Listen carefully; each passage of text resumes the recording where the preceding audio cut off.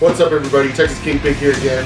I'm rolling with my tag partner, CryptiC again. Today we got Motley Crue and Alice Cooper Funko that just came out. This guy schooled me to Motley Crue back in high school and stuff. I wasn't privy to all the awesomeness that they were. Of course, they're a little bit before our time, you know. Well, yeah. I don't know. We're right, they're 80s. We're like born in the late 80s, so barely. You know, yeah. They're still going strong in the 90s, so I mean, you know. Yeah. It's not like we missed out on a lot. Right. I definitely missed out mostly on them, but he showed me them and got me into them before they did their last set of touring, which is awesome because I got to see one of their first. We got to see their first tour back together. Yeah. Before they did their final few tours and called it quits. Really cool. I grew up, I basically have to listen to what my mom raised me, and so I'm listening to whatever she lets me listen to. I'm in the car with her. What does she want to listen to on the way to work? Was it Motley Crue? No. My mom was not into that type of music at all. It was Alanis Morissette. At least I got away with Seal. Because of Batman. But yeah, because of Batman, right? If it wasn't for Batman, would we really like Seal as much as we do? Questionable. Yeah, right? Very good question to pose there. Smash Mouth, a lot of alternative music was, during the 90s, I wasn't listening to the grunge or anything like that. It was all alternative stuff, and then my older cousin, once I finally got to branch out a little bit on my own, I started to listen to the hip hop then, and it was Nelly, and he'd come over you listen to Nelly? I'm he's super popular right now. Why am I a jerk for listening to him? Even then, it's the popular stuff is not good. Yeah, right. And so it didn't have the longevity that rock music has, Not really. I can't go back and listen to Nelly really and get that into it, even though I liked it then, Yeah. It's not like Biggie and Tupac or anything like that. But Motley Crue definitely could get into. There was one time we took a trip down to my dad's. It's a 6-hour drive, and we were just all about the 80s glam metal music at that time, because he was just showing it to me for the first time, and so I'm discovering all this new music, and he's just cool, I'm into all these different genres. If you want to hone in on this one right now, let's do it. So the whole trip we're check it out, Rat, Poison, Motley Crue, oh man, we're teasing our hair up now. We didn't do anything like that, but I got the hairspray right here. Yeah, no, we didn't do anything like that. But I did add a couple of bandanas to my boots. I was down with the accessorizing. But unfortunately, as an overweight guy, I didn't really look the part of these. It's hard to pull off leather when you're overweight. Yeah, I couldn't do the skin tight leather pants or anything like that. Not enough cocaine in my life at that time. It's geez, the millennium, not like the 80s. But had a great time.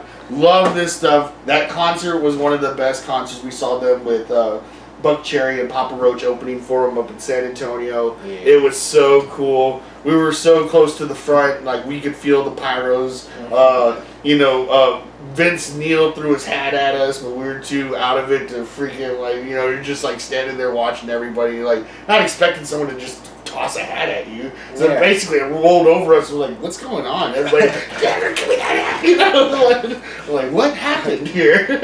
We're in zombie apocalypse. Yeah, people just mobbing us. Another weird thing about that I learned was the San Antonio crowd. It was a lot of older cholo guys, 35, we're early 20s, and we're these 35, 45 to 45-year-old big cholo guys wanting to mosh around a Motley Crue. We're what?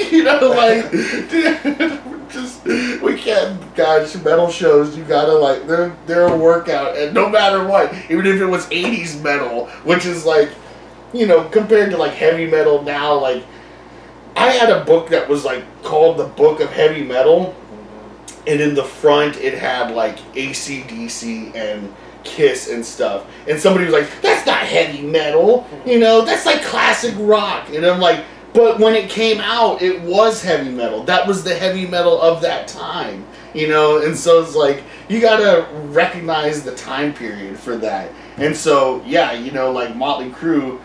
You know, even though now it's like, oh, this is like these guys look like chicks, you know, like what you tell me these are the heaviest guys on the block. Well, back then things were a little different in the '80s. You know, it was a weird time for for culture. You know, like everything was neon and shiny. All of a sudden, like makeup for guys was in and stuff like that. Yeah. I don't know.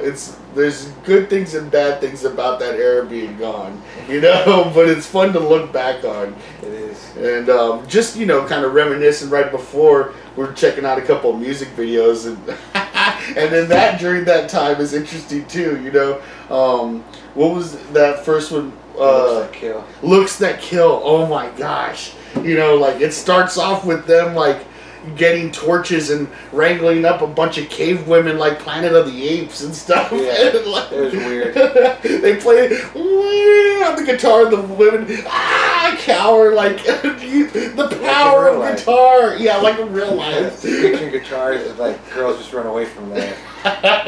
Yeah, you know, honestly, like in high school, any girls that we probably would have done a screeching guitar to would have been like, get the hell away from me. You know? Yeah. We were at a small country style school where like there's not that many girls that are into like rock. You know, like they kind of pretend they're into rock. You know, what they're like. Headstrong to take you on, headstrong to take on anyone. You know, like they like that kind of rock, you know, but it's like, oh, what do you think about Pantera? And they're like, what? You know? And they're like, no, walk, you know? It's like, that's what I'm talking about. Even something soft, the biggest memory for me is I tried to show this girl November Rain, and it's like, I mean, come on, you know, November Rain. Yeah. And it's the guitar solo. It's real, like, I don't know, real slow and calm, but still like badass. Melodic and yeah, you know, it's good. But she wasn't having it. You know, she was like 2 seconds in, and she's like, "Oh no, I don't like this." It's like you didn't even hear it. No, stop. Yeah, I can't handle screeching guitars. It's like bass solo, you know, boom, boom, boom, boom, boom. That's it. Yeah. We had a lot of girls into smooth jazz. No, this is basically country or what the hell are you listening to? Yeah. And so, yeah, Motley Crue. It was no wonder I didn't know anything about them. Between my mom, it's like my mom went to that school. She didn't know nothing about Motley Crue. Yeah. Let's start opening some. Oh yeah, for sure. We talk about them while we were opening them up. Yeah. I'm gonna go with Tommy Lee here first. Nice, the drummer, and I picked Mickey Six. You know, when we like were playing instruments and stuff, you know, trying to do our own band thing. You know, this is definitely the ones we had picked up. He was on drums and I was on bass. And, you know, around that time is when he had schooled me to Motley Crue and stuff. So it was like checking out Mickey Six's gear and stuff like that. He was also one of the main writers for them too, right? Wrote a lot of their music and stuff like that. And so even though they don't give him like super big props on like, oh yeah, like he, you know, Primus, he's a bad bass player or something like that. He's awesome. Even though they don't give him those kind of props on bass, at least he like wrote the music and stuff like that, right. Which isn't that complex either, but it's still awesome music. It doesn't. Not everything has to be Stairway to Heaven, you know. So it's just fun. Wild Side, Kickstart My Heart, you know, Primal Scream. There's a ton of, you know, Shout at the Devil, of course. Too Fast for Love. You know, great, one of the best bands of the 80s for sure, in my opinion. But you talk to somebody that like lived through the 80s, they're kind of like, you know, like sometimes they were like too cool. Like you like Motley Crue, like it wasn't cool to like them when they were the main. They were like too popular. Like the people that don't like the hipsters or whatever. Yeah. Like I'm not going with what's in. Mm-hmm. Motley Crue was in at that time. It's like you like Motley Crue, like. I guess it's nostalgic now. It's like, well, I just learned about this, so it is awesome to me. One of the influences for getting started on drums is, of course, Tommy Lee. Nice. Peter Criss up there too. Oh. Kiss, you know. Cool. It's all about the showiness of it. You watch those old videos of Motley Crue and Tommy Lee's got that drum set that rises up and comes at you in the crowd. It's like, oh man. What a stage setup. Like, you know, the engineering that has to go into that, and like how much of their own budget do they put towards, hey, everywhere, every city we go, well, maybe not every city. They could have been that because they did that for the music video. But like, you know, more of a home crowd kind of thing. A home crowd, yeah, but yeah. So I guess like not setting up like WWE or something like that. Like every place we go, we have to have this like super big setup. But even though like, you know, we didn't have the drums turned upside down at our show, but it was still like a huge setup and everything. Yeah. And they got chick dancers and everything there, you know, who like they have microphones and stuff. But like, I'm like, do I ever hear them? You know, like they're just like way turned down or something, or just like for show. Probably just for show. Yeah. But this guy's the only one you need to hear. Vince Neil. Still trying to hit them way high notes. Yeah, you can't wear this anymore. No. Oh gosh, yeah. Hey, I got no room to talk. I'm like, I hope I'm like, compared to him from then to now, like, I better not make that same adjustment. I better like get control of my weight before I'm like 20 years later, like, whoa, is a shell of him for herself. Well, like, yeah, he's put on a little bit of weight. He can't wear that skin tight stuff anymore. But and we got Mick Mars here. He's still cool. Mick Mars always looked like a little bit like kind of older, you know, like an older guy. Like even though he's older than the rest of them, he's always seemed like kind of old. Yeah. Like even in the 80s videos he seemed old. So when we saw him, I was like, whoa. So of course he's not like jumping around on, you know, and he had back problems and stuff. I've read The Dirt, the book that they had come out with and stuff. Mm-hmm. Really cool. The Dirt is one of the best, I feel like, band books you can read about just like what life is like for them sometimes, or what it was for them in the 80s, you know. Yeah. He's come out, Nikki Sixx has come out with the Heroin Diaries and stuff since then, which is also like insight into his mindset and stuff, then being a drug user and stuff like that. But like you get the insight, you get all of their, you know, perspectives on what was happening with the band, you know, band breakups and stuff like that. You get to hear firsthand of like how it was going down and how they felt they were affected by each other. And that's The Dirt by Motley Crue, one of the best band books that I picked up and read. And so, yeah, in there they talk about how Mick Mars had a bad back, you know, all the time. So he can't, you know, we were watching that one, Wild Side, at the end of the dang video, Nikki Sixx, like, falls down and rolls all the way down the ramp that goes into the crowd. Like, what is he doing? You know, he's just rolling with the guitar. Like, you're not going to see Mick Mars do any of that. And not even then. And so he was pretty stationary when he was there for us in our show. But still awesome on guitar. You know, when the break happened, he went out there and just soloed for a while everybody went back and got like some water or something, and he started playing. I think it's like the intro to Voodoo Child, and that was so cool. Like the crowd got into that. He started playing that, and then Tommy Lee had come back from getting water and got on the drums, and so like playing the intro to Voodoo Child with Tommy Lee on the drums, it was just like, whoa, this is so epic, you know, sounding. It was a really cool moment. Mick Mars knocked it out of the park. Motley Crue is badass. Very cool. I'm excited about these Funkos. The music, or, you know, pop rocks is probably like one of my favorite categories because these are like real guys. You know, like I love that section of my collection that have like these rockers. You know, we made a big deal about the Jimi Hendrix one. There's some of my favorite ones to collect, and Motley Crue is a great addition to that. You know, it is. Probably, you know, I like it better than, you know, getting the Metallica ones kind of thing, because not only that, like, they look a crazy part. You know, Metallica, they're in kind of normal clothes and stuff like that. They're epic artists and stuff, and I would love to have a set of Pantera, but they're going to be in normal clothes and stuff. Like Motley Crue, like, look at these guys, man. That is awesome, you know, to have the the guts to go out there and just be like, we're gonna wear whatever the hell we want. This is what's in right now. Like they got, you know, when he was rolling down there, he had like these heels on and stuff like that. You know, I'm just like, oh my gosh, like what, you know, what you can get away with like wearing in downtown LA back in the 80s, I guess, you know? Right?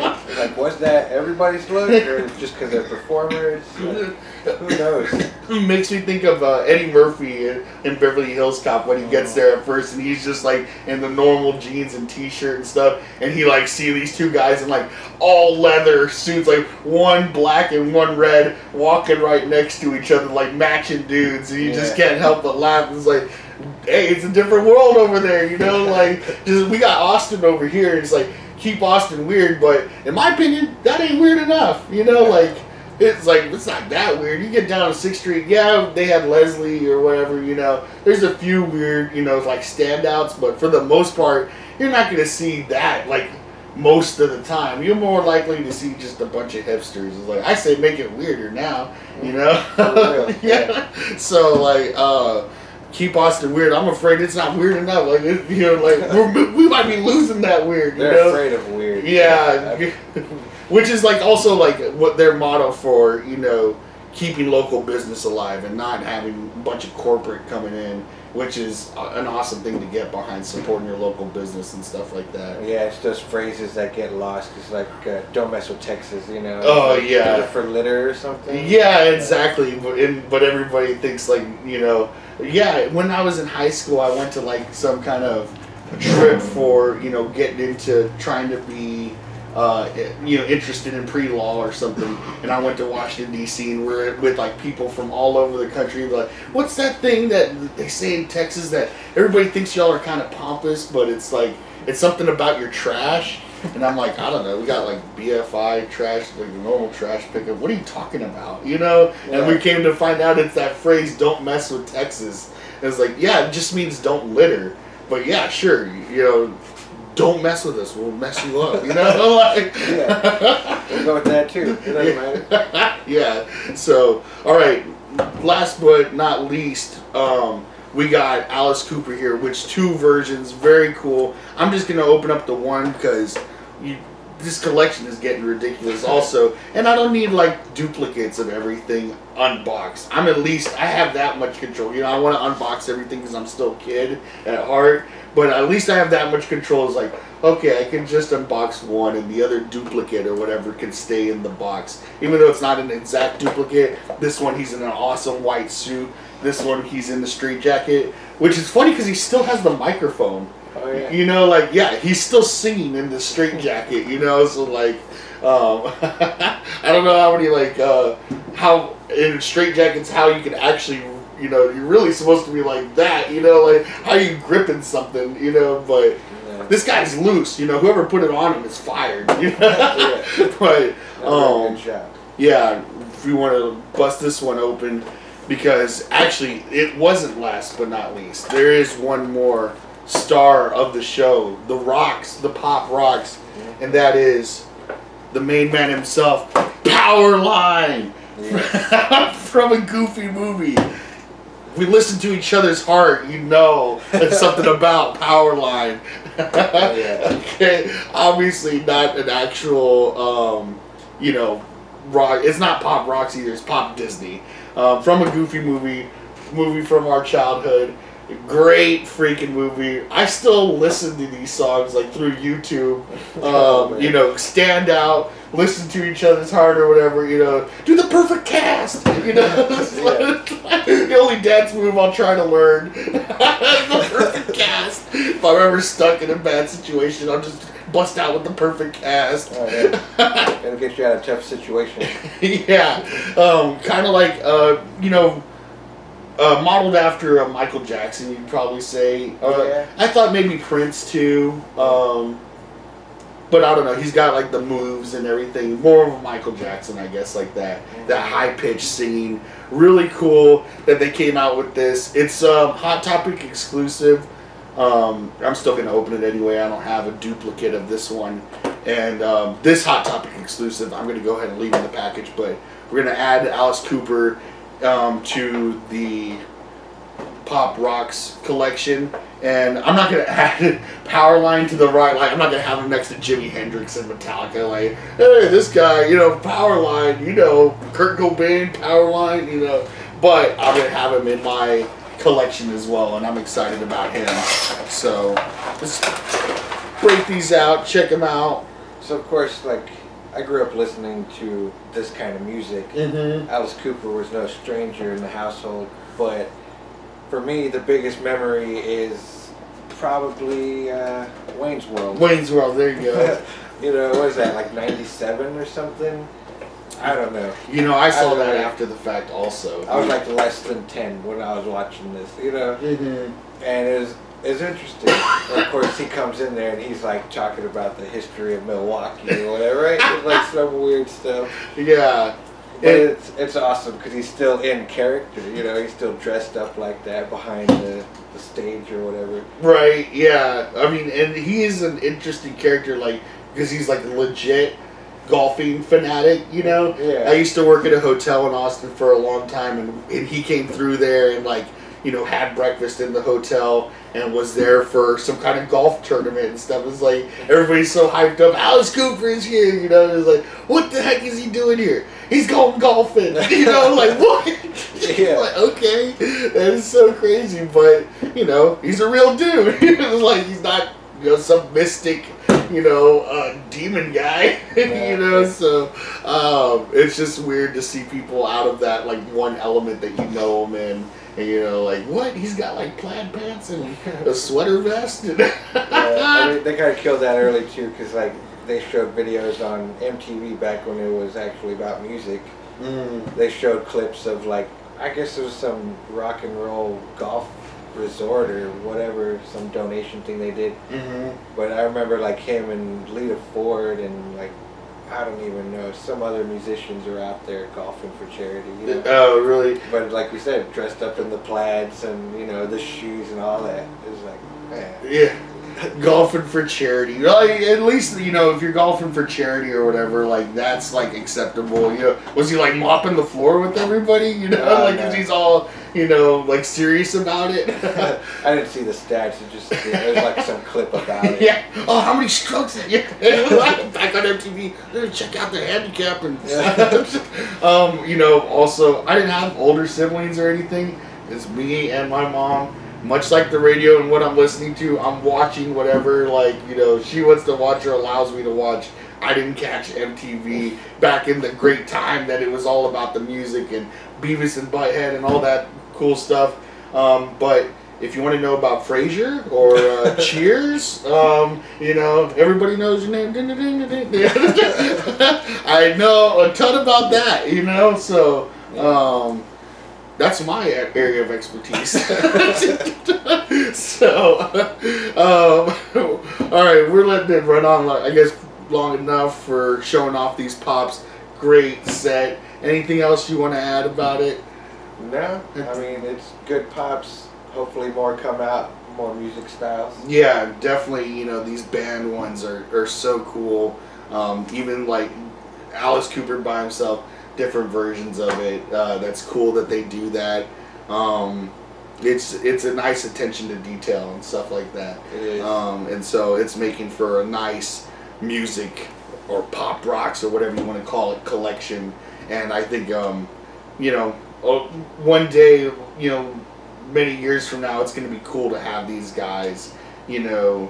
Like, imagine if you had, you know, Led Zeppelin figures from, like, the 70s or something like that. Yeah. Of course, these are, like, you know, it's, like, 30 years after these guys were famous, so, you know, we don't have anybody that's, like, well, I don't know, like, you had a Justin Bieber figure. Like, I don't know, who do you want to say that's out right now that you're like, I wish I had a figure of them? That's true. Not many. I can't even, you know, this is bad, you know, I don't want to even try. I'm like, ex-ambassadors, you know, like, we just saw them in concert, which was great, but I don't know if I'm, like, that into them so far, like, I gotta have an ex-ambassadors dude, you know? Just a walking Charles Xavier, I guess. Right, maybe Childish Gambino is turning out to be something special, and guess what? We got Lando coming up, so, I already got you beat on that one. Nice. So luckily for that, he is diversified himself and made him a Lando Calrissian as well. Maybe Empire of the Sun. Okay, oh, good one. Yeah, especially because another band that's not afraid to like get up and look as crazy as you want to be. There's some rock stars, man. Yeah. So if you want to wear some white gloves and some paint across your eyes, well, it's a big headdress thing. Yeah, big headdress. You know, that would be awesome for those pops. So get on it, Funko. Empire of the Sun. Yes. I know you're watching this, so I'll expect it in about like 3 months after. You know, let's see some prototypes. You send me an email. Okay. All right. That's us for this one. We'll check you next time. Later.